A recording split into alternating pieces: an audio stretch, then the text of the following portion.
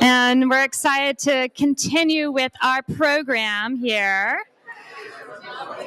where we are going to focus on adapting healthcare to a world in flux. So whether we're talking about the climate crisis, humanitarian crisis, NTDs, there's a lot of uncertainty right now, and we're going to spend the rest of our afternoon talking about how the healthcare sector can adapt to these. I am going to quickly hand it over back to Sara Jerving for our next session. Lead us, Sara. Thank you so much, Kate. And if I could please be joined on stage with my panelists, that would be great. So we are going to be discussing neglected tropical, maybe we'll do right here, just and pass. Neglected tropical diseases in this session, and I am joined by Dr. Monique Wasunna, who is DNDi Africa Ambassador for Drugs for Neglected Disease Initiative in the center, Thoko Elphick-Pooley, who is Executive Director Uniting to Combat NTDs, and Adam Weiss, who is the Director of Guinea Worm Eradication Program at the Carter Center. Thank you all so much for joining us. So neglected tropical diseases are a hugely important issue in impacting huge swaths of the world's population, but they're often overlooked and underfunded. So we're going to talk a bit about some of those challenges and success stories.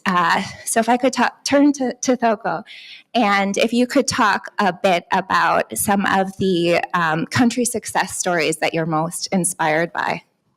Great. Can you hear me? Yes. Excellent. Thank you so much for having us and making room for this very important conversation that is very dear to my heart.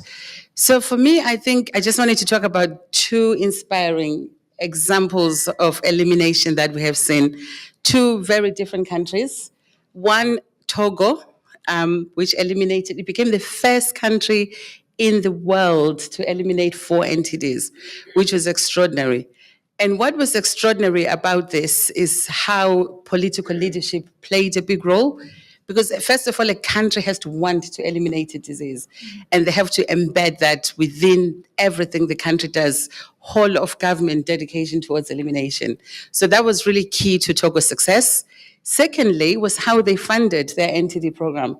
I'm always struck that Togo started their LF program through Global Fund. They didn't actually have funding in country, but they embedded their LF. This is a program for eliminating elephantiasis within the Global Fund, and that kickstarted the work. So this was really a good way in which the country looked at innovative ways. If you've got the will, you'll find a way to fund that work.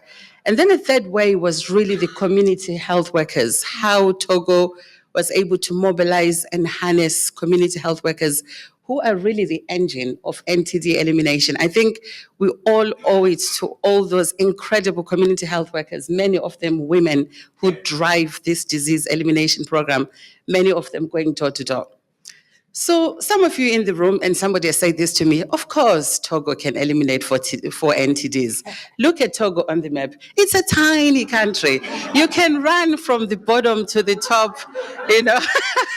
Get Kipchoge in Kenya, he can run it in an afternoon. It's a tiny country, you can do that. But what about Mali? A huge country, very complex, complicated issues, eliminated trachoma, one of the leading causes of infectious blindness in the world. This was really thanks to partners like the Carter Center here, over 30 years of dedicated work. And I think for me, Mali is an example of commitment and dedication, not giving up, keeping going, continuing against all the odds. So Mali is a great example. 2 very different countries, one small, one big, different challenging circumstances, but they're common denominators: political leadership, community health workers, dedicated, committed partners who are there for the long haul, who just are not there.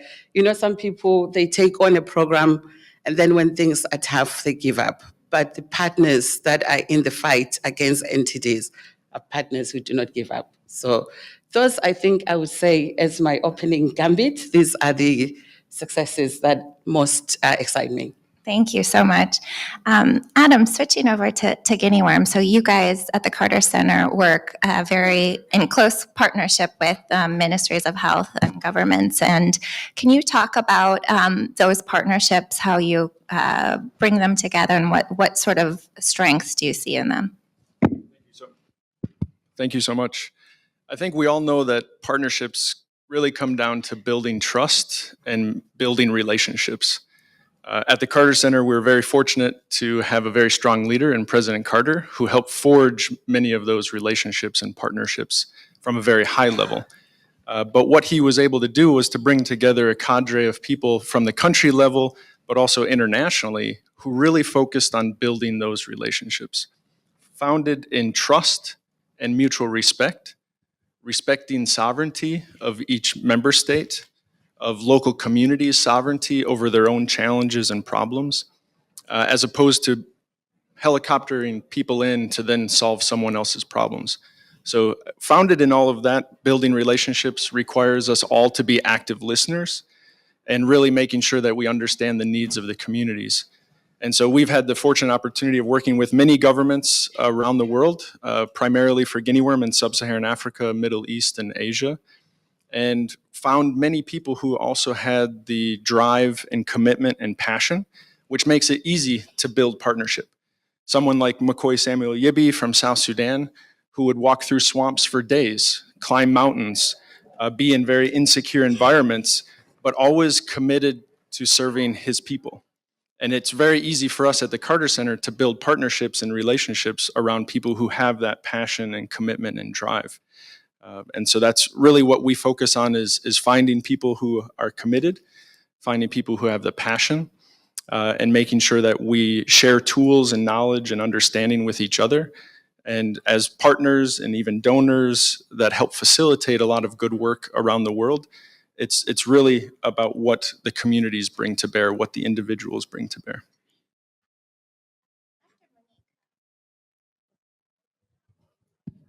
There we go. Dr. Monique, turning to treatments. So one of the issues with NTDs is there is not always adequate treatments because they're often overlooked and underfunded. And can you talk about the research and development landscape for NTDs, what you see as the gaps, and what are some of the solutions around that? Thank you, Sarah. Thank you, all of you, for coming, and thank you for the invitation. NTDs is closest to my heart. Yeah, so about 20 years ago, there are very few medicines for the use for the treatment of neglected diseases. And in 2003, my organization, Drugs for Neglected Diseases Initiative, was created to fill the gap, the research and development gap that existed, because the doctors in their fields were very frustrated, and the patients also were desperate, because the treatments that were there were toxic, they're not effective, they are not easy to use, unavailable in some instances, and so my organization then was created to fill that gap. So then in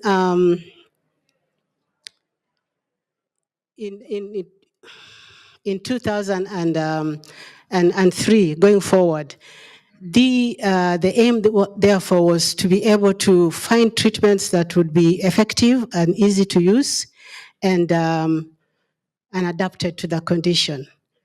So DNDi then, there were so many frustrations around that time, because the infrastructure for research was not there. There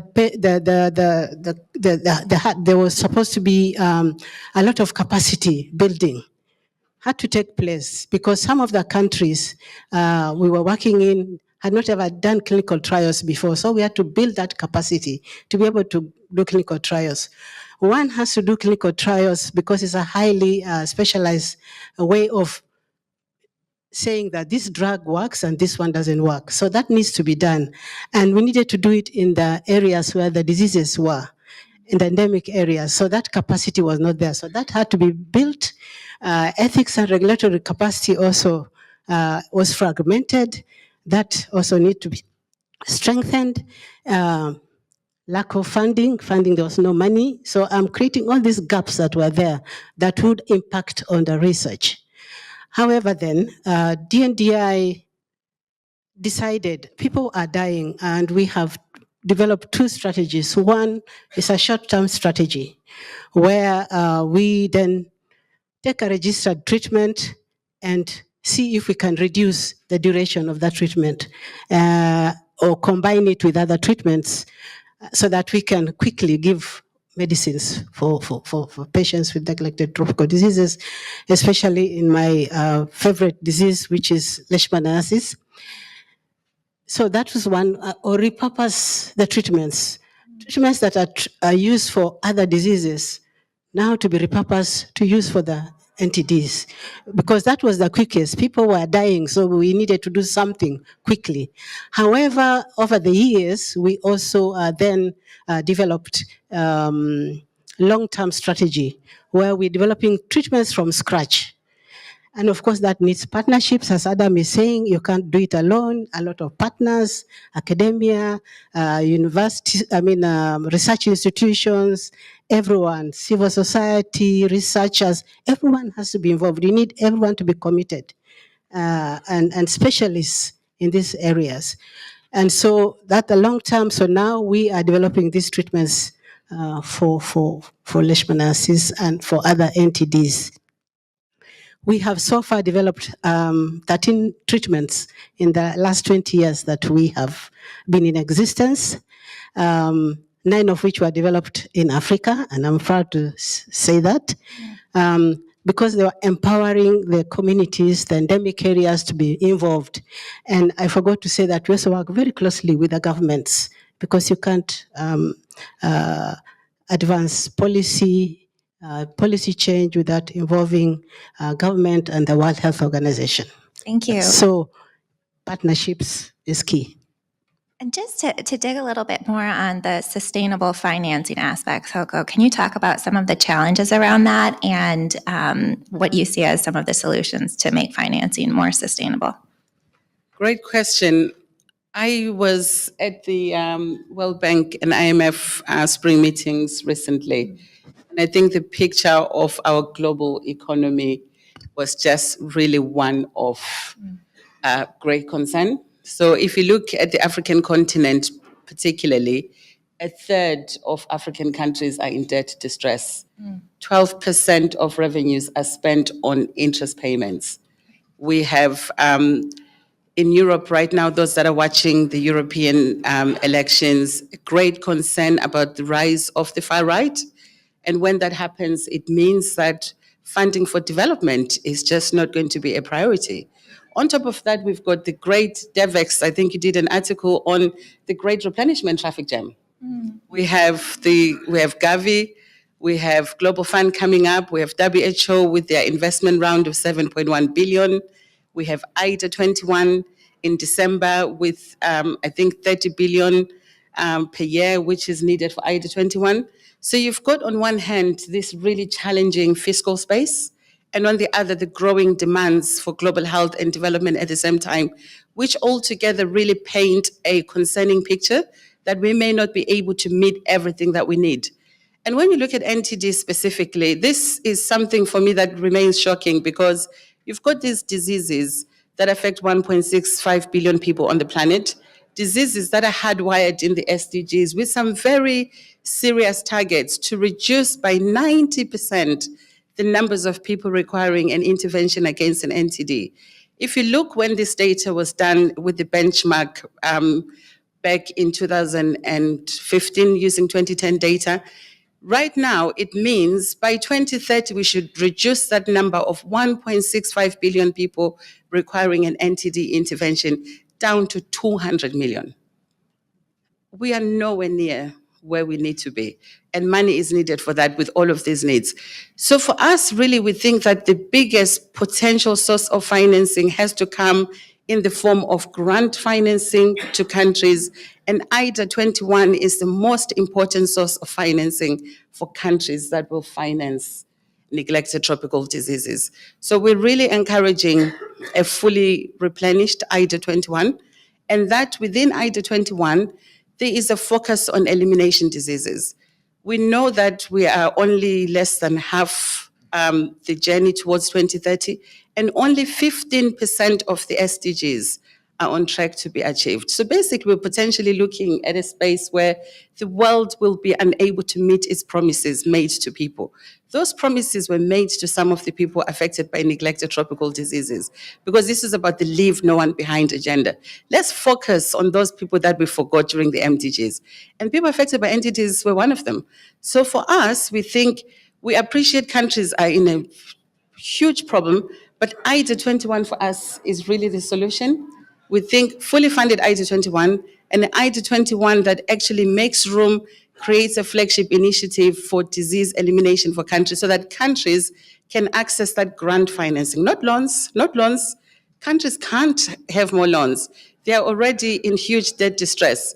Grant financing that will enable them to deliver for some of the poorest people, and those are people affected by NTD. So this is our single call to action. Thank you. Thank you. And in Thoko's opening remarks, she had commented on how community health workers are kind of at the heart of the delivery of treatments and whatnot for NTDs. Adam, I'd like you to talk a little bit more about kind of the importance of how do countries go about ensuring that their workforce is kind of trained in these diseases and have the tools that they need? Yeah, great question. Fundamentally, it comes down to education, awareness, and providing the tools that your community health workers need. And oftentimes there's a discussion around guinea worm, which started as a very vertical program. But we have to remember that it started as a vertical program because there were no other structures available. And over time, as development has helped to fill some of those gaps, then you can look at a more integrated program and a multi-disease platform or lens through which you train and equip your workforce. But in the case of guinea worm specifically, going from 3.5 million cases per year estimated to just 14 people with guinea worm, of course, the challenges for us now is making sure that that workforce is sustainable in a way that they can continue to look for guinea worm, they can continue to look for polio in places that have eliminated various strains of polio, and making sure, again, that across the health system, the investments from all stakeholders really make sure that that fundamental training is there. Some of that can become institutionalized through the education sector, but oftentimes it's about bridging some of the gaps that the Ministry of Health or other sectors like Ministry of Livestock and Fishery and Environment also have to chip in with some of the technical inputs into training and equipping that workforce. But ultimately, what we deal with on the front lines with neglected tropical diseases is making sure at the community level, the workforce really is every individual in their community. You might have a representative who is a health extension worker or some type of health worker that delivers mass drug administration, but making sure that they're aware of the different signals for various diseases. We often talk about pandemic preparedness. What does that mean? What does that look like for people that don't use cell phones, that don't have access to electricity or basic infrastructure? And so making sure that they have the wherewithal, the knowledge of what these diseases look like, what some of those signals might be, and then what's the structure and system for reporting that information. If there's capacity then to respond, that's where a kind of multi-dimensional surveillance system can be very helpful. But you have to still be able to deliver some type of treatment or care at the end of that road, as opposed to just detecting a disease. Well, then what do you do about that? So I really view that, this is the long game, and making sure that our education systems are built and designed to meet the needs of the communities, which again, very diverse, very different contexts from a place like Syria or Sudan compared to what we might be dealing with in Switzerland. But you still need surveillance, you still need awareness and education. Thank you. And kind of bouncing off that, Dr. Monique, just once you do have, you've developed treatments, there is that very important step of making sure that it reaches remote places, the last mile. there's the health workers, but there's also the logistic aspects of it. What would you say are the most important components in ensuring that access is there at the last mile?